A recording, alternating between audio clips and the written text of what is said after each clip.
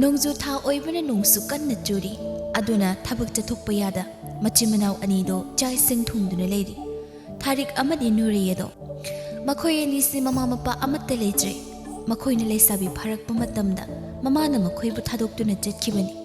matam adude hauna machimanau makhoi ani na ngasi phawbada ngamna bahona duna lakpani Tharik machede yengna Iche ngasi nonga tamaga Ima yam ningsingi Ima du leiramba thokladi harau harau leiramni ko asumna khoi ni khak yumna tarak tarak leibase leirui ko Manau nupina nungaitana hairakpado mahaksu khangi adubu mache ama oina nungaitaba pumnamak losinana kaisu khandaba saduna hairi asumna ise adumna haigano iche leiribasidi miyoiba khoi pumnamak nongma natraga nongma chattoini taimampa thadoktuna ahana kongi wani ne nangbo hoi adubudi chumbai che adu oirisu sumning singi mi gidi mama mapa loina leibana harau ravle Kumai harau malakpada mine mama da nauthi sabasi uraga ayam kapning eche Manau nupina asum pukning nusiba wa makhata duna leibada Nurei soidana kapning lakpatari khanduna makhon nu khara wanglamna Aina wa makhata gano hairaga kaigino nangna sum makhata duna leirise iche leirisidi nangi kai watkani habige Machegi maithong aduda asawagi mami tarabada thariktha tumi leiri Asumna he machimanau ani sitawi maramdi makhoi suma thamoido pendaba du sum helaktuna Sak thonglibase loirak tawri asi loirapagane sathuklasi aduga iche nga phabu chaluge nangyumdane lengdina leiram Iche nongju tari ngasidi chatlurano potharo hayingai khoini punna chasseba Nongse khara di pathare asi hek patharakpagane chattui Nong tai haiduna ngasigi khuttane silkai su thoktrabadi kamdoni hayeng ayuki ekhuini charai hen bataraba Asamba wafam ama oiba sida Tharik khumde khumbam khangda tuminna sumlerami Nureina hingol maton phadingum kharamalo chal chakse loisange Machena hairakpagi matung inna Tharik ado hingol lomda chatkirami Tharik nongga chubaga hobi machegi pakho lakpaga hingol maton atude hekta nanthui uppaga tai China da bukhangje mina ukhraga ikai haiduna nadaba muksaduna parpar phadigo madubu heklam Tharik tha tapna hairi tapna Nayamna as tabaksi sibu kashu tahori chalo aibu ichena haigadra ai hair aina kai go bahari ichena selting duna Masiyum laying but it's Haragan. I remember Ichida Wama Piba, a palm. I don't know, I lost in a tamaki. Kishuto was the visible.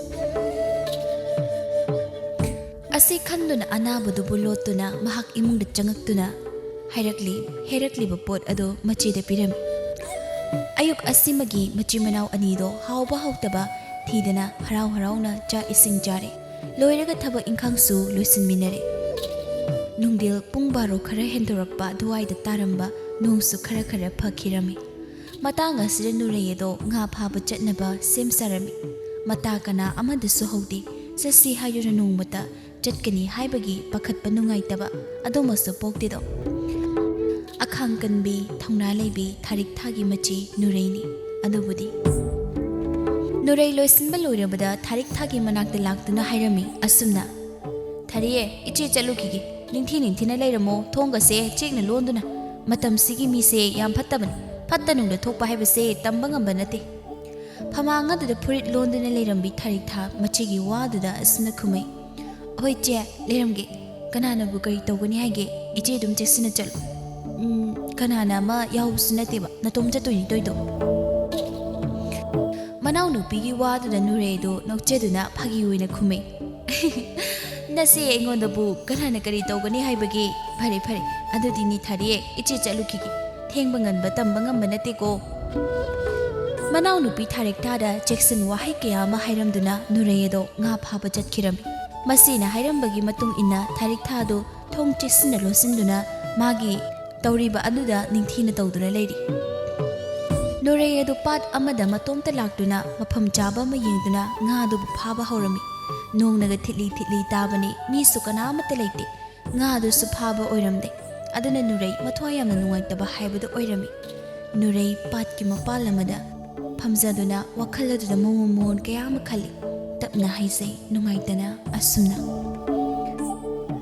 migina nungchi haidana nungai na yum da lengdana lei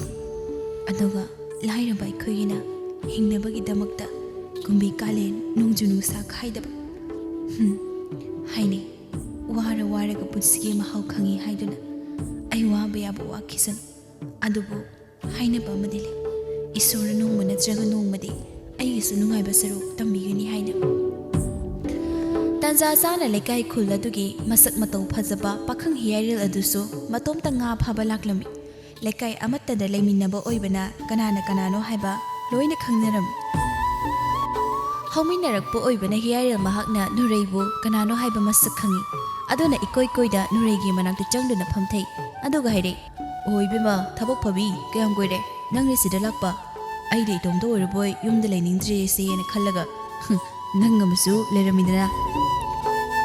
Nuray nukmi tawna khumai dayarel aise thabak phabi oidaba yadre natrabadi jara hinduna siba tare nunga tabaga ithande yam tanna lerambani nangama lakpadagi khara phari ado dayarel nayumna kai haire awatpa amatta leide tandra nunga tabaga nungaina tumaga lew yadra wahang oina aroibada hangakpani nurayna leisabi magi wahang aduna nukmi tawna pakhum piraklami Nunga tarasu yumna sum hiptuna leibdo hakjangse nungaiti tawphom khangdi aduna ina laibani nga pharaga matam lengi haiduna patpana sida ho yamna phare dudi dayarel akhoini wari tawduna ne nga yamna phaboirsi harau na pakhang lesa ani do asi haina duna nga do bo pharami pukchel sengba pukchel khoide bo oibana makhoini bu isorna thawjambiduna nga do adukki matik yamna pharami Somdana kamdauri jahina di nambo porakli yumgi thabak inkhang haire mana mata heibanati nonga tabagi nama thongduna isi sina tumduna leiri macha henbi manak changduna macha bohudui thabana hai bema hogol haujik tumba yabanati mi gi masala ne amuk toiba kai toksige kai toraga paisa tansige hairaga ne adum le akhoigi na ne khajik changbaga tumdoigi Mamana sor hondama makai ngangduna haudorakpasida henbido hipamba madu khangdraduna mahak hogole aduga mamada munna yengna haire as kaidorage kai maram thiraga ngangsigena ngasaide khoi madi thiri boy aduga mina ngang hipada ngangdogi mamittu lakthoktuna machade yeng aduga makhatare yenguni mase kayada ngami bano haiba chairi ngangi base mana nikpanati Aduga kai thu ina ai chinthaktaga khomiba ha ai ngahakta tumgibe ima aina horen tumba hawalaba matamdane aingonda pena chay na chaine wa amata haidana ne ima na ngangbudo taraga leigiba wahai asi haiba loirakpada thausadana henbiedo amu hipthakiram ngangrabasu oiraroi haiba khangduna mamado tallaba made porok sonduna machanupigi manaktegi thorakle soli machinadudana Karam ngangna doino khangdre mapana langphai chatkibado halakpa tarabadine mana tawribase sojana chebidoin masi gi se amatta khangmana tini mase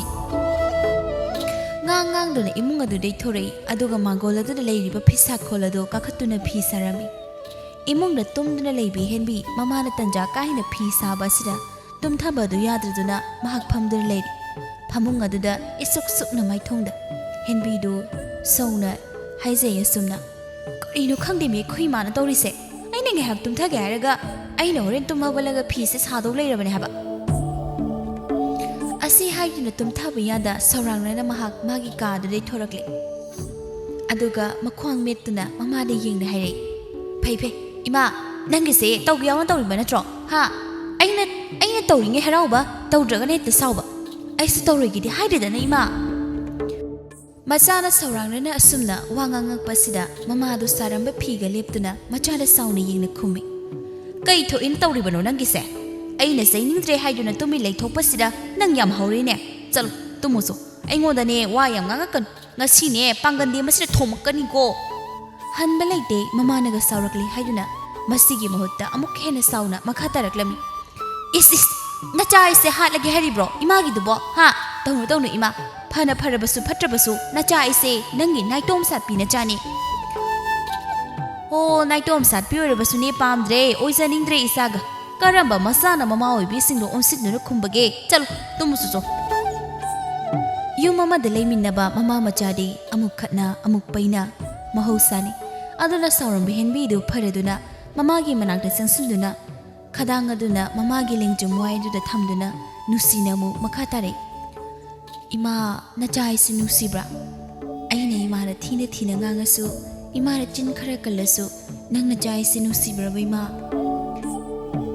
macha nupina tapthaduna wa ngangakpasida thabasu nukminungbi tawrakle aduga wa makha taraklami kaigi nusidani haibage isabu yam nusi adubu imana haisu haibani bema chahidu yame yaroi adunna tawnabadine yararoi nangbu इमा नचाई लोइना खंगिबा अइना तुम मतंग चाना चाना ने लोइना तौरक्तुइनेबा ऐसे यामना लमहेनबी हाइबदो मानब्रबा नंगबो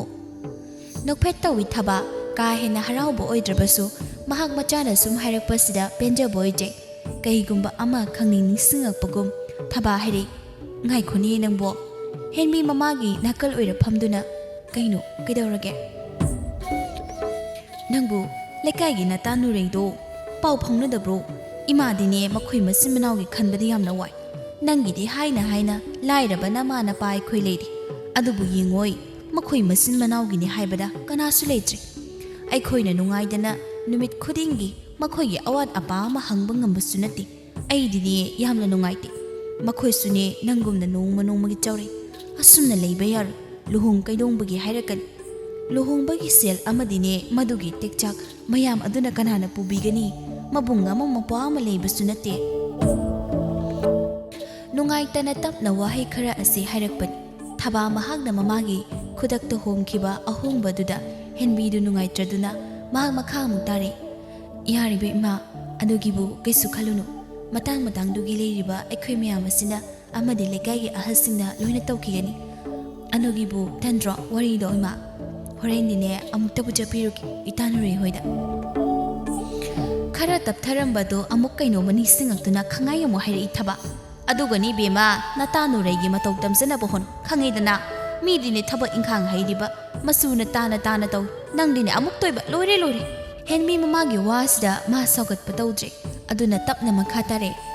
हो अइसु खंगे अइनने इमा पुमनमक्तो खंगना खंगना लोइना मतंग चाना चाना तौरकेबा येंगबदा कल्लोमी इमा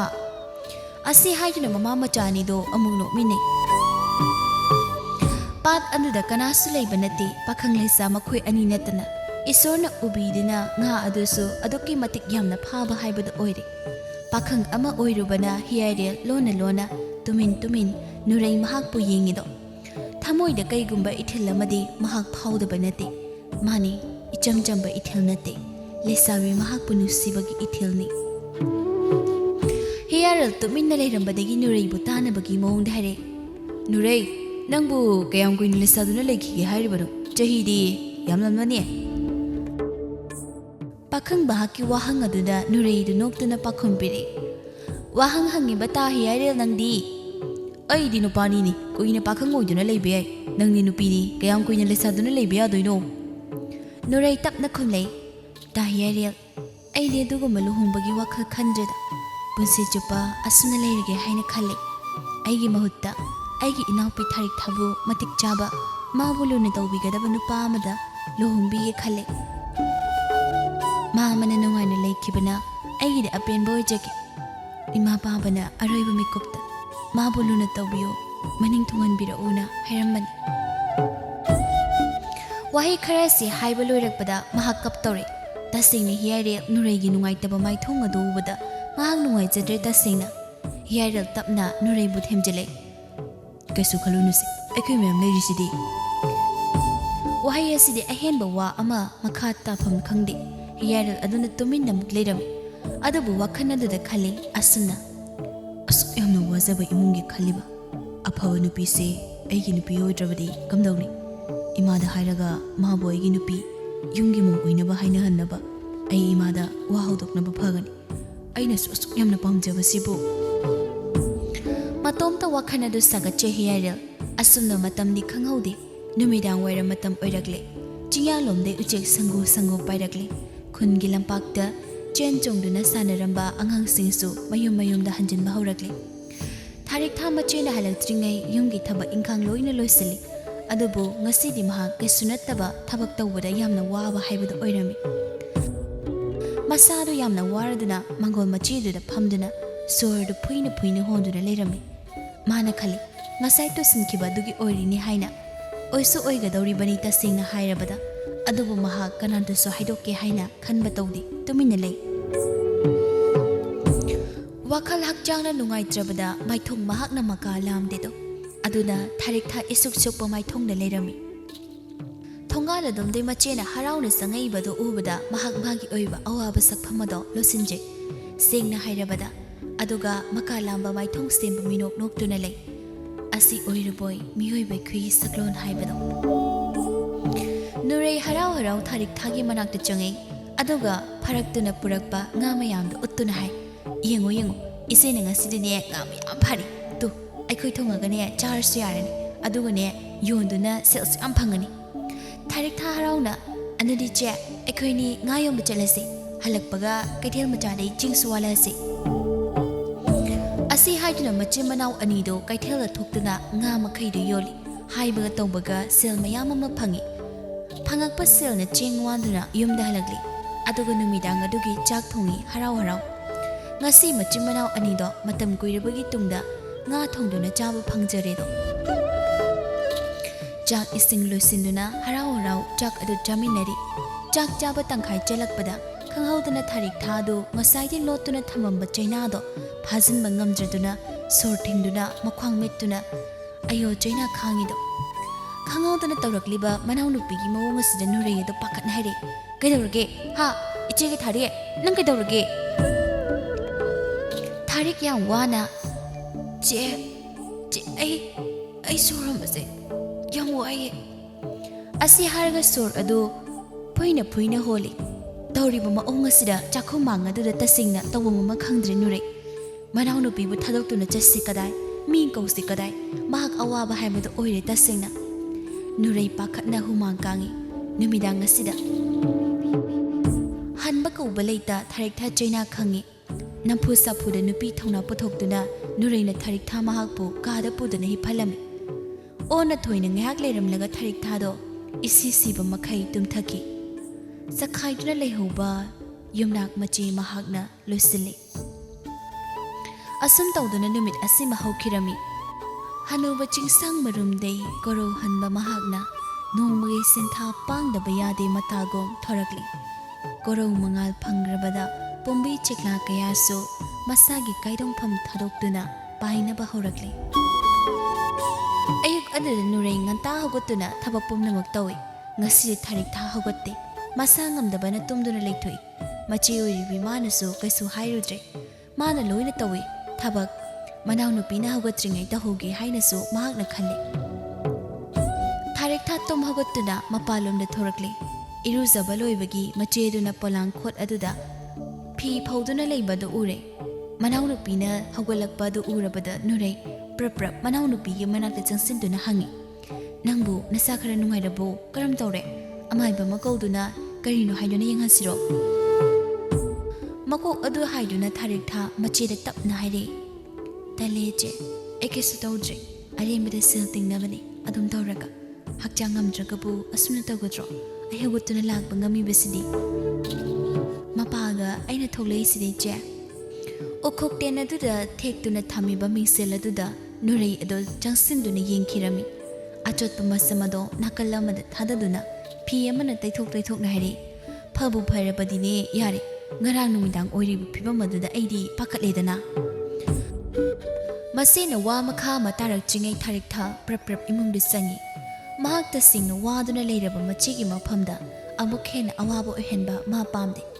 aduna magi awabadabu losinbani tasingna hairabada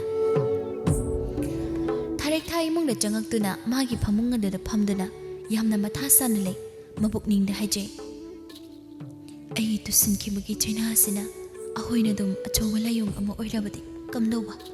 ai bu icheda haihobana phagadra hayeng kona wagadabagi saro ꯇꯧꯐꯝ ꯑꯃ ꯈꯪꯗ꯭ꯔꯦ ꯇꯁꯦꯡꯅ ꯍꯥꯏꯔꯕꯗ ꯑꯗꯨꯕꯨ ꯃꯍꯥꯛ ꯍꯥꯏꯔꯨꯒꯦ ꯍꯥꯏꯅ ꯆꯞ ꯌꯨꯡꯅ ꯂꯩꯈꯤꯕꯅ ꯃꯆꯦꯗ ꯍꯥꯏꯈꯤꯗ꯭ꯔꯦ ꯁꯣꯝꯗꯅ ꯀꯝꯗꯧꯔꯤ ꯍꯥꯏꯔꯕꯗ ꯍꯤꯌꯥꯏꯔꯦꯜ ꯍꯣꯏꯒꯤ ꯏꯃꯨꯡꯗꯅꯤ ꯃꯃꯥ ꯍꯤꯌꯥꯏꯅꯨꯅ ꯃꯥꯒꯤ ꯃꯅꯥꯛꯇ ꯂꯥꯛꯇꯨꯅ ꯍꯥꯏꯔꯦ ꯋꯥꯍꯩ ꯈꯔ ꯌꯥꯝꯅ ꯊꯥꯖꯗꯕ ꯋꯥꯍꯩ 이마기 붕어 이마가 시디 이자다니 와 khara 하이기 이마기디 이사나 똥다니 나마 아이가 나빠가나 깔링에 아시다니 이사불 호바밤 레이리발란 툼 아시나니 이사기 아닝부 통봉감가니 아두나 하이 나시디니 이사기 강나자비 누시비가 레이브로 하이브도 히야를 강아우다나 항앙빠 마마기 와항아시다 사드헥다 쿰바 마학감데 아두나 마마다 문나 까리노 하이브금 예행도나 레이 Masana hangiba wahangi paukum pidana munna yengduna leibasida amusu makhatare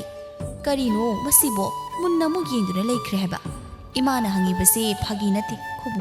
isana pamjaba nupi leirabadine imana khudakta chattuna mawoina ba hairudoribani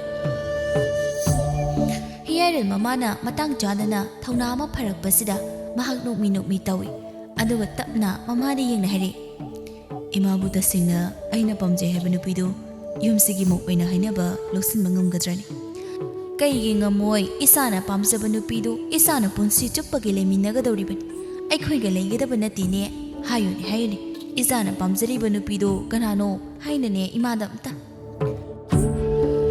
ꯍꯤꯌꯥꯏꯔꯦꯜ ꯇꯞꯅ ꯃꯥꯗꯤꯅꯦ ꯏꯃꯥ ꯌꯥꯝꯅ ꯏꯪ ꯇꯞꯄꯤ ꯌꯥꯝꯅ ꯅꯨꯡꯁꯤ ꯃꯥꯒꯤꯅꯦ ꯍꯥꯏꯕꯗ ꯀꯅꯥ ꯂꯩꯇꯦ ꯑꯗꯨꯕꯨ ꯑꯩꯇꯅ ꯅꯨꯡꯁꯤꯖꯕꯅꯤ ꯃꯥꯅꯗꯤ ꯈꯪꯕ ꯅꯠꯇꯦ ꯑꯩꯈꯣꯏꯒ ꯃꯈꯣꯏꯒ ꯌꯦꯡꯅꯔꯕꯗꯤ ꯌꯥꯝꯅꯁꯨ ꯈꯦꯠꯅꯩ ꯑꯗꯨꯕꯨ ꯏꯃꯥ ꯌꯨꯝ ꯑꯃꯒꯤ ꯃꯧ ꯑꯣꯏꯕꯗ ꯌꯨꯝꯒꯤ ꯌꯨꯝꯕꯨꯔꯦꯝꯕꯤ ꯑꯣꯏꯕꯗ ꯃꯇꯤꯛ ꯌꯥꯝꯅ ꯆꯥꯏ ꯍꯥꯏꯅ ꯑꯩꯅ ꯈꯜꯂꯤ ꯃꯁꯥꯒꯤ ꯋꯥꯁꯤꯗ ꯍꯤꯌꯥꯏꯅꯨ ꯃꯆꯥꯅ ꯍꯥꯏꯔꯤꯕ ꯅꯨꯄꯤ ꯃꯆꯥꯁꯦ ꯀꯅꯥꯅꯣ ꯍꯥꯏꯅ ꯈꯪꯅꯤꯡꯕ ꯄꯣꯛꯂꯝꯃꯤ ꯑꯗꯨꯅ ꯇꯞꯅ ꯍꯥꯏꯔꯛꯏ ꯅꯨꯄꯤ ꯃꯆꯥꯗꯨꯕꯨ ꯀꯅꯥꯅꯣ ꯏꯕꯨꯡꯉꯣ ꯅꯪꯅ ꯑꯗꯨꯛ ꯌꯥꯝ ꯄꯥꯝꯖꯔꯤꯕꯗꯨꯕꯨ ꯏꯃꯥꯗ ꯍꯥꯏꯌꯨꯗꯅ ꯍꯤꯌꯥꯏꯔ ꯁꯛ ꯍꯦꯛꯇ ꯍꯥꯏꯕ ꯉꯝꯗꯦ ꯃꯃꯥꯗ ꯑꯗꯨꯕꯨ ꯃꯃꯥꯅ ꯃꯥꯒꯤ ꯑꯅꯤꯡꯕ ꯑꯄꯥꯝꯕꯁꯤꯗꯤ ꯎꯕꯤꯒꯅꯤ ꯍꯥꯏꯕꯒꯨꯝ ꯑꯀꯤꯕ ꯑꯗꯨꯕꯨ ꯇꯨꯡꯑꯣꯏꯅꯗꯨꯅ ꯊꯝꯗꯨꯅ ꯇꯞꯅ ꯍꯥꯏꯔꯦ ꯑꯇꯩ ꯀꯅꯥꯝꯇ ꯅꯠꯇꯦꯗ ꯏꯃꯥ ꯂꯝꯖꯥ ꯃꯆꯥ ꯑꯣꯏꯔꯤꯕꯤ ꯅꯣꯔꯩꯕꯅꯤ ꯃꯍꯥꯛꯄꯨ ꯅꯆꯥ ꯑꯩꯅ ꯊꯃꯣꯏ ꯁꯦꯡꯅ ꯅꯨꯡꯁꯤꯖꯔꯨꯔꯤ ꯃꯥꯕꯨ ꯍꯦꯛꯇꯒꯤ ꯑꯣꯏꯅꯤꯡꯉꯤ ꯃꯁꯥꯒꯤ ꯋꯥꯗꯨ ꯇꯥꯕꯗ ꯁꯣꯟꯊꯥꯡꯅꯅ ꯁꯣꯜꯂꯤ ꯃꯃꯥꯗꯣ ꯅꯣꯔꯩ ꯍꯥꯏꯕ ꯃꯃꯥꯅ ꯎꯪꯗꯨꯅ ꯑꯃꯨꯛ ꯂꯩꯈꯤꯕꯗꯨꯗ ꯀꯩꯗꯧꯔꯤ ꯏꯃꯥ ꯄꯥꯝꯗ꯭ꯔꯕ꯭ꯔꯣ ꯑꯗꯨꯅꯤ ꯑꯗꯨꯝꯅ ꯏꯃꯥꯅ ꯌꯥꯅꯤꯡꯉꯣꯏꯗꯕꯒꯤ ꯃꯃꯤ ꯑꯃ ꯎꯕꯁꯤꯗ ꯅꯆꯥ ꯑꯩꯅ ꯍꯥꯏꯗꯕꯅꯤ ꯃꯆꯥꯅꯨꯄꯥꯅ ꯋꯥꯈꯜ ꯑꯗꯨ ꯂꯥꯟꯅ ꯆꯠꯈꯤꯕꯁꯤꯗ ꯄ꯭ꯔꯄ꯭ꯔ ꯑꯃꯨꯛ ꯁꯣꯟꯊꯔꯛꯏ ꯅꯠꯇꯦ ꯏꯕꯨꯡꯉꯣ ꯏꯃꯥꯅ ꯍꯥꯏꯕꯗꯤ ꯑꯗꯨꯒꯤ ꯅꯠꯇꯦ ꯀꯩꯗꯧꯅꯤ ꯏꯆꯥꯅ ꯑꯗꯨꯛ ꯊꯃꯣꯏ ꯁꯦꯡꯅ ꯅꯨꯡꯁꯤꯔꯒꯕꯨ ꯏꯃꯥꯅ ꯀꯩ ꯍꯥꯏꯒꯅꯤ ꯀꯥꯏꯗꯦꯅ ꯍꯌꯦꯡꯃꯛꯅꯦ ꯆꯠꯇꯨꯅ ꯍꯥꯏꯔꯨꯒꯦ ꯑꯁꯦꯡꯕꯒꯤ ꯍꯥꯏꯒꯗ꯭ꯔ ꯏꯃꯥ ꯅꯆꯥ ꯌꯥꯝ ꯍꯔꯥꯎꯏ ꯏꯃꯥꯒꯤ ꯋꯥꯁꯤ ꯇꯥꯕꯗ ꯃꯃꯥ ꯃꯆꯥ ꯑꯅꯤꯗꯨ ꯑꯁꯤ ꯍꯥꯏꯗꯨꯅ ꯌꯥꯝ ꯍꯔꯥꯎꯅ ꯂꯩ ꯃꯤꯀꯨꯞ ꯑꯁꯤꯒꯤ ꯑꯣꯏꯅꯗꯤ ꯑꯗꯨꯕꯨ ꯈꯪꯗꯦ ꯇꯨꯡꯗ ꯀꯔꯤꯕꯨ ꯊꯣꯛꯄ ꯍꯥꯏꯅꯗꯤ ꯃꯇꯝ ꯈꯔ ꯂꯥꯛꯎꯗ꯭ꯔꯕꯒꯤ ꯇꯨꯡꯗ ꯉꯁꯤꯗꯤ ꯍꯦꯟꯕꯤꯗꯣ ꯃꯇꯥ ꯅꯨꯔꯩ ꯍꯣꯏꯗ ꯂꯥꯛꯂꯤ ꯃꯇꯥ ꯂꯥꯛꯄꯁꯤꯗ ꯍꯔꯥꯎ ꯀꯧꯁꯤꯟꯗꯨꯅ ꯅꯤꯡꯉꯣꯜ ꯀꯥꯗꯨꯗ ꯐꯝꯗꯨꯅ ꯂꯩꯔꯤ ꯋꯥꯔꯤ ꯋꯥꯇꯥꯏꯁꯨ ꯇꯧꯗꯨꯅ ꯀꯨꯏꯔꯦ ꯏꯕꯦꯝꯃ ꯑꯁꯨꯝꯅꯒ ꯂꯥꯛꯇꯕ ꯑꯩꯅꯒ ꯊꯕꯛ ꯆꯤꯟꯕꯅꯦ ꯅꯪꯅꯒ ꯃꯄꯥꯜ ꯊꯣꯛꯇꯕꯅꯤ ꯇꯞꯅ ꯍꯥꯏꯔꯛꯄ ꯃꯇꯥ ꯍꯦꯟꯕꯤꯒꯤ ꯋꯥꯍꯩꯗ ꯅꯣꯛꯃꯤ ꯇꯧꯅ ꯄꯥꯈꯨꯝ ꯄꯤꯔꯛꯂꯤ ꯅꯪꯅ ꯍꯦꯟꯅ ꯈꯪꯅꯤꯡꯉꯤꯅꯤ ꯍꯦꯟꯕꯤꯌꯦ ꯑꯩꯒꯤ ꯍꯤꯡꯉꯤꯕ ꯄꯨꯟꯁꯤ ꯃꯍꯤꯡꯁꯤꯗꯤ ꯏꯃꯨꯡꯒꯤ ꯇꯦꯡꯆꯥꯛ ꯈꯨꯗꯤꯡ ꯑꯩꯒꯤ ꯀꯣꯛꯊꯛ ꯑꯁꯤꯗ ꯄꯨꯔꯤꯕꯅꯤ ꯏꯃꯥ ꯏꯄꯥ ꯂꯩꯕꯒꯤ ꯅꯨꯡꯉꯥꯏꯕ ꯍꯥꯏꯕꯗꯣ ꯑꯩꯗꯤ ꯐꯪꯕ ꯅꯠꯇꯦ ꯍꯥꯏꯅ ꯅꯪꯒꯤꯗꯤ ꯏꯃꯥ ꯍꯥꯏꯗꯨ ꯂꯩꯔꯤꯕꯅꯤ ꯋꯥꯔꯤꯗ ꯍꯦꯟꯕꯤ ꯅꯇꯥ ꯑꯩꯗꯤ ꯑꯗꯨꯕꯨꯅꯦ ꯏꯇꯥ ꯄꯨꯟꯁꯤ ꯍꯥꯏꯕꯁꯤꯗꯤ ꯋꯥꯔꯒ ꯃꯍꯥꯎ ꯈꯪꯉꯤ ꯍꯥꯏꯗꯨꯅꯤ ꯑꯩ ꯄꯦꯟꯊꯣꯛꯇꯨꯅ ꯑꯩ ꯍꯤꯡꯉꯤꯌꯦ ꯏꯇꯥ ꯋꯥꯍꯩ ꯈꯔꯁꯦ ꯄꯥꯈꯨꯝ ꯄꯤꯕ ꯂꯣꯏꯈꯤꯕꯗ ꯃꯈꯣꯜ ꯑꯗꯨ ꯅꯤꯛ ꯍꯦꯛ ꯂꯥꯎꯔꯛꯏ ꯍꯦꯟꯕꯤ ꯃꯇꯥꯅ ꯅꯨꯔꯩꯒꯤ ꯈꯟꯕꯗ ꯃꯍꯥꯛ ꯇꯁꯦꯡꯅ ꯅꯨꯡꯉꯥꯏꯖꯗꯦ ꯑꯗꯨꯅ ꯁꯣꯟꯊꯔꯤꯕ ꯃꯇꯥꯒꯤ ꯃꯄꯨꯛꯅꯤꯡ ꯑꯁꯤ ꯃꯍꯥꯛꯅ ꯇꯞꯅ ꯊꯦꯝꯖꯤꯟꯕꯤ ꯀꯩꯒꯤ ꯏꯇꯥꯅ ꯄꯨꯛꯅꯤꯡ ꯁꯣꯟꯊꯔꯤ ꯑꯩꯈꯣꯏ ꯃꯌꯥꯝ ꯑꯃ ꯂꯩꯔꯤꯁꯤꯗꯤ ꯑꯩꯒꯤ ꯏꯃꯥꯗꯨꯁꯨ ꯅꯪꯒꯤ ꯏꯃꯥꯅꯤ ꯏꯇꯥ ꯀꯩꯁꯨ ꯍꯦꯟꯅ ꯈꯟꯒꯅꯨꯕ ꯑꯩꯅ ꯅꯪꯅ ꯗꯨꯝꯅ ꯋꯥꯗꯨꯅ ꯀꯞꯇꯨꯅ ꯂꯩꯕꯗꯣ ꯑꯩ ꯅꯨꯡꯉꯥꯏꯇꯦꯕ ꯏꯇꯥ ꯅꯨꯔꯩ ꯅꯣꯛꯃꯤ ꯇꯧꯅ ꯍꯥꯏꯔꯦ ꯃꯤ ꯅꯣꯡꯃꯇ ꯂꯥꯛꯆꯕꯁꯤꯗ ꯑꯩꯅ ꯅꯨꯡꯉꯥꯏꯇꯕ ꯑꯃ ꯎꯠꯂꯤ ꯇꯧꯔꯤꯁꯦ ꯋꯥꯔꯤ ꯋꯥꯇꯥꯏ ꯇꯧꯔꯤꯉꯩꯗ ꯃꯅꯥꯎꯅꯨꯄꯤ ꯊꯥꯔꯤꯛꯇꯥꯗꯣ ꯏꯀꯥꯎꯕꯨ ꯀꯥꯎꯏ ꯈꯪꯅꯤꯡ ꯅꯤꯡꯁꯤꯡꯉꯛꯇꯨꯅ ꯈꯪꯀꯧ ꯀꯧꯏ ꯃꯥꯒꯤ ꯀꯥꯗꯨꯗꯩ ꯑꯣ ꯊꯥꯔꯤꯛꯊꯥ ꯏꯆꯦꯒꯤ ꯊꯥꯔꯤꯛ ꯑꯁꯨꯛ ꯀꯟꯅ ꯀꯧꯕꯁꯤꯕꯨ ꯈꯨꯝꯗꯦ ꯊꯥꯔꯤꯛꯊꯥꯗꯣ ꯑꯗꯨꯕꯨ ꯊꯣꯏꯅ ꯍꯦꯟꯅ ꯐꯠꯇꯕ ꯋꯥꯈꯜ ꯑꯃꯗꯤ ꯈꯟꯖꯤꯟꯕ ꯑꯣꯏꯗꯕꯅ ꯅꯣꯛꯃꯤ ꯇꯧꯅ ꯑꯃꯨꯛ ꯍꯥꯏꯔꯦ ꯃꯇꯥꯗ ꯌꯦꯡꯅ ꯃꯤꯠꯌꯦꯡꯐꯝ ꯊꯝꯗꯨꯅ ꯁꯤꯅꯤ ꯍꯦꯟꯕꯤ ꯑꯩꯈꯣꯏ ꯏꯆꯤꯟ ꯏꯅꯥꯎꯅ ꯌꯨꯝꯁꯤꯗ ꯂꯩꯔꯤꯕꯁꯤ ꯃꯥ ꯎꯗ꯭ꯔꯦꯗꯅ ꯑꯩꯅ ꯀꯣꯏꯀꯧ ꯀꯧꯗꯣꯏꯕ ꯑꯩ ꯎꯗ꯭ꯔꯦꯗꯅ ꯃꯥꯅ ꯑꯩ ꯀꯣꯏꯀꯧ ꯀꯧꯗꯣꯏꯕ ꯅꯈꯣꯏ ꯅꯆꯤꯟ ꯅꯅꯥꯎ ꯀꯧꯅꯗꯅꯅꯦ ꯌꯨꯝꯁꯤꯗ ꯂꯩꯔꯤ ꯑꯗꯨꯗꯤ ꯐꯅ ꯑꯗꯨꯝ ꯅꯨꯡꯉꯥꯏꯔꯝꯅꯤ ꯈꯪꯗꯕꯒꯤ ꯋꯥꯅꯤ ꯁꯣꯝꯗꯗꯤ ꯊꯥꯔꯤꯛ ꯊꯥꯗꯣ ꯇꯨꯁꯤꯟꯈꯤꯕ ꯑꯗꯨꯅ ꯁꯥꯐꯨ ꯀꯟꯈꯤꯕꯅ ꯊꯕꯥꯛꯇ ꯏ ꯑꯁꯤꯕ ꯆꯪꯗꯨꯅ ꯁꯣꯔ ꯍꯣꯟꯕ ꯌꯥꯗ ꯋꯥꯅ ꯃꯅꯤꯡ ꯊꯣꯡ ꯑꯗꯨꯗ ꯂꯩꯃꯥꯏ ꯑꯗꯨꯗ ꯇꯥꯗꯨꯅ ꯂꯩꯔꯕꯅꯤ ꯃꯁꯦ ꯀꯧꯁꯦ ꯀꯧꯉꯝꯗ ꯏꯃꯥ ꯁꯣꯟꯗꯨꯅ ꯂꯩꯔꯤ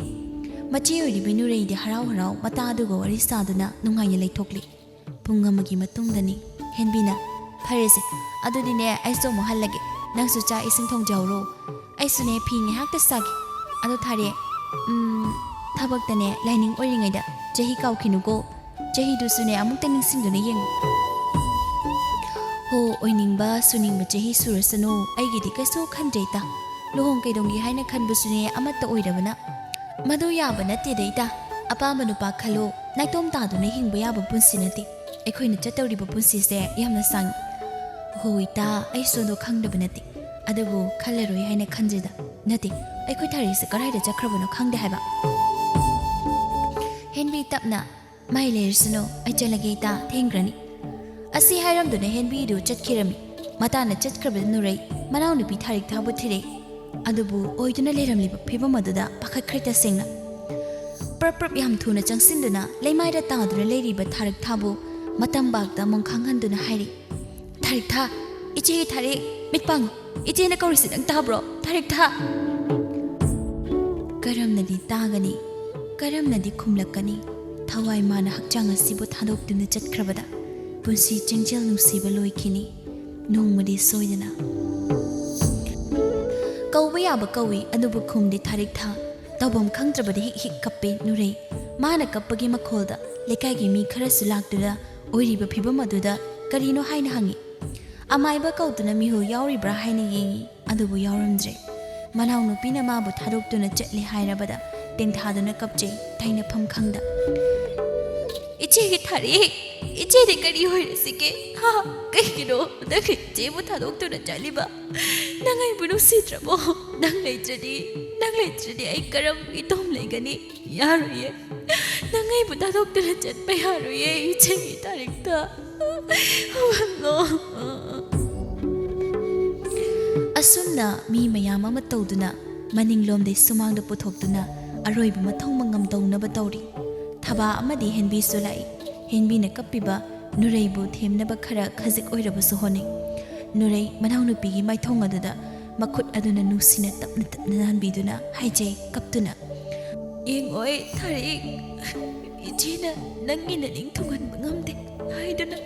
ꯋꯥꯍꯩ ꯑꯃ ꯄꯥꯎ ꯀꯥꯏꯔꯝꯗ ꯅꯪꯅ ꯏꯆꯦꯕꯨ ꯋꯥꯔꯧꯗꯨꯅ ꯆꯠꯂꯕ꯭ꯔꯥ ꯏꯃꯥ ꯄꯥꯕꯅ ꯁꯤꯟꯅꯔꯝꯕ ꯂꯥꯏꯔꯕ ꯌꯨꯝꯁꯦ ꯂꯩꯅꯤꯡꯗꯦ ꯐꯖꯅꯦ ꯍꯥꯏꯗꯨꯅ ꯆꯠꯂꯤꯕ꯭ꯔꯥ ꯅꯪ ꯂꯩꯇ꯭ꯔꯕꯗꯤ ꯑꯩꯒꯤ ꯑꯋꯥ ꯅꯨꯡꯉꯥꯏ ꯀꯅꯥꯗ ꯍꯥꯏꯒꯅꯤ ꯌꯥꯔꯣ ꯅꯪ ꯏꯆꯦꯕꯨ ꯊꯥꯗꯣꯛꯇꯨꯅ ꯆꯠꯄ ꯌꯥꯔꯣ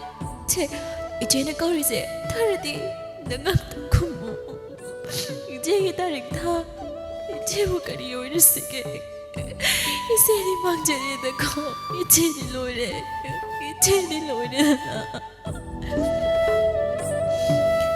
ꯅꯣꯡꯃ ꯅꯠꯇ꯭ꯔꯒ ꯅꯣꯡꯃ ꯁꯤꯒꯗꯕ ꯇꯥꯏꯕꯪ ꯃꯤꯑꯣꯏ ꯃꯄꯣꯛꯅꯤ ꯃꯤꯀꯨꯞ ꯈꯨꯗꯤꯡ ꯅꯤꯡꯗꯣꯝ ꯄꯣꯝꯗꯨꯅ ꯂꯩꯔꯕꯗꯤ ꯀꯔꯝ ꯇꯧꯅꯤ ꯄꯦꯟꯊꯣꯛꯄ ꯍꯥꯏꯕꯁꯤꯗꯕꯨ ꯃꯌꯥꯗꯦ ꯑꯗꯨꯅ ꯅꯨꯔꯩ ꯑꯗꯣ ꯄꯦꯟꯊꯣꯛꯇꯨꯅ ꯂꯩ ꯃꯇꯝ ꯈꯔꯒꯤ ꯃꯇꯨꯡꯗꯅꯤ ꯅꯨꯔꯩꯒꯤ ꯄꯥꯎ ꯈꯨꯜ ꯑꯃꯠꯇꯗ ꯂꯩꯕꯅ ꯍꯤꯌꯥꯏꯔꯦꯜ ꯃꯍꯥꯛꯁꯨ ꯇꯥꯔꯦ ꯋꯥꯔꯤ ꯄꯤꯔꯝꯕ ꯃꯃꯥꯗ ꯂꯤꯗꯨꯅ ꯈꯪꯍꯜꯂꯤ ꯍꯤꯌꯥꯏꯅꯨ ꯃꯆꯥꯗ ꯌꯦꯡꯅ ꯍꯥꯏꯔꯤ ꯂꯨꯍꯣꯡꯕꯁꯦ ꯈꯔ ꯊꯨꯕ ꯄꯥꯝꯃꯤ ꯑꯗꯨꯅꯅꯦ ꯏꯃꯥ ꯍꯥꯏꯔꯨꯅꯕ ꯇꯧꯒꯦ ꯑꯗꯨꯕꯨ ꯅꯨꯄꯤ ꯃꯆꯥꯗꯨꯅꯅꯦ ꯀꯔꯤ ꯄꯥꯎꯈꯨꯝꯕꯨ ꯄꯤꯔꯛꯀꯗꯕꯅꯣ ꯈꯪꯗꯦ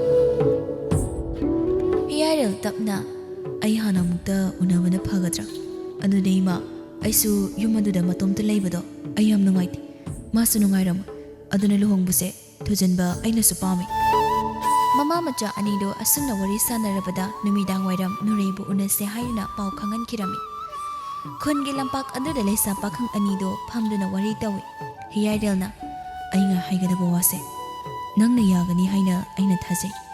ꯍꯥꯟꯅꯗꯩꯁꯨ ꯍꯥꯏꯗꯨꯅ ꯂꯩꯔꯕ ꯋꯥꯐꯝꯅꯤ ꯅꯨꯔꯦ ꯑꯗꯨꯅ ꯑꯩꯈꯣꯏꯅꯤꯒꯤ ꯂꯨꯍꯣꯡꯕꯁꯦ ꯈꯔ ꯊꯨꯖꯤꯟꯕ ꯑꯩꯅ ꯄꯥꯝꯃꯤ ꯌꯨꯝꯗꯣꯡꯄꯣꯛ ꯑꯗꯨꯗ ꯅꯇꯣꯝꯇ ꯂꯩꯕ ꯑꯩ ꯄꯥꯝꯗꯦ ꯃꯇꯝꯅꯒ ꯃꯇꯝ ꯐꯠꯇꯕꯅꯤ ꯇꯥꯏ ꯌꯥꯏꯔꯦꯜ ꯅꯪꯅ ꯍꯥꯏꯔꯤꯕ ꯋꯥꯐꯝꯗꯣ ꯅꯅꯥꯎꯒꯤꯗꯤ ꯂꯥꯏꯕꯛ ꯐꯕꯅꯤ ꯑꯗꯨꯕꯨ ꯑꯩꯒꯤ ꯑꯣꯏꯔꯤꯕ ꯐꯤꯕꯝꯁꯤꯗ ꯀꯔꯝꯅ ꯍꯔꯥꯎ ꯍꯔꯥꯎ ꯍꯣꯏꯒꯥꯏꯒꯅꯤ ꯃꯁꯤꯒꯤ ꯃꯊꯛꯇ ꯂꯨꯍꯣꯡꯕ ꯍꯥꯏꯕꯁꯤ ꯑꯔꯥꯏꯕ ꯊꯧꯔꯝ ꯅꯠꯇꯦ ꯃꯗꯨꯒꯤ ꯇꯦꯛꯆꯛ ꯃꯌꯥꯝꯗꯣ ꯀꯝꯗꯧꯕ ꯑꯗꯨꯒꯤꯗꯤ ꯅꯪꯅ ꯀꯩꯁꯨ ꯈꯟꯒꯅꯨ ꯑꯩꯅ ꯄꯨꯝꯅꯃꯛ ꯐꯅꯕ ꯇꯧꯒꯅꯤ ꯅꯪꯒꯤꯗꯤ ꯑꯩ ꯂꯩꯔꯤꯕꯁꯤꯗꯤ ꯅꯪꯇ ꯍꯔꯥꯎ ꯍꯔꯥꯎ ꯌꯥꯕꯤꯌꯨ ꯅꯪꯒꯤ ꯑꯋꯥꯠꯄ ꯑꯃꯠꯇ ꯑꯩꯅ ꯂꯩꯍꯜꯂꯣꯏ ꯑꯁꯨꯝꯅ ꯋꯥꯔꯤ ꯇꯧꯗꯨꯅ ꯑꯍꯜ ꯂꯃꯟꯁꯤꯡꯅ ꯁꯤꯟꯗꯨꯅ ꯄꯥꯈꯪ ꯂꯩꯁꯥ ꯑꯅꯤꯕꯨ ꯂꯩꯀꯥꯏ ꯃꯌꯥꯝ ꯈꯪꯅ ꯂꯨꯍꯣꯡꯕꯤꯔꯦ ꯅꯨꯔꯦꯒꯤ ꯄꯨꯟꯁꯤ ꯍꯥꯟꯅꯒ ꯌꯥꯝꯅ ꯃꯥꯟꯅꯗ꯭ꯔꯦ ꯑꯋꯥꯠ ꯑꯄꯥ ꯂꯩꯕ ꯈꯨꯗꯤꯡ ꯃꯅꯦ ꯃꯀꯨꯅ ꯄꯤꯕꯤ ꯀꯥ ꯍꯦꯟꯅ ꯃꯥꯒꯤ ꯃꯄꯨꯔꯣꯏꯕꯅ ꯄꯤꯗꯨꯅ ꯑꯅꯤꯡꯕ ꯈꯨꯗꯤꯡ ꯊꯨꯡꯖꯩ ꯑꯁꯨꯝ ꯇꯧꯅ ꯃꯧ ꯐꯈ꯭ꯔꯕꯗ ꯑꯍꯜ ꯑꯣꯏꯅ ꯅꯤꯡꯊꯤꯅ ꯄꯣꯊꯥꯖꯕ ꯃꯇꯝꯒꯤ ꯃꯇꯨꯡ ꯏꯟꯅ ꯃꯆꯥꯅꯨꯄꯥ ꯑꯃꯁꯨ ꯐꯪꯖꯔꯦ ꯍꯤꯌꯥꯏꯅꯨ ꯃꯆꯥ ꯃꯁꯨꯒꯤ ꯀꯨꯝꯍꯩ ꯌꯦꯡꯗꯨꯅ ꯍꯔꯥꯎ ꯇꯌꯥꯝꯅ ꯂꯩꯔꯦ ꯑꯗꯨꯒ ꯅꯨꯔꯩꯁꯨ ꯑꯋꯥꯕ ꯈꯨꯗꯤꯡ ꯇꯞꯅ ꯇꯞꯅ ꯀꯥꯎꯗꯨꯅ ꯃꯄꯨꯔꯣꯏꯕꯒꯤ ꯁꯦꯕꯥ ꯇꯧꯗꯨꯅ ꯏꯪꯅ ꯆꯤꯛꯅ ꯅꯨꯡꯉꯥꯏ ꯌꯥꯏꯐꯅ ꯂꯩꯈꯤꯔꯝꯃꯤ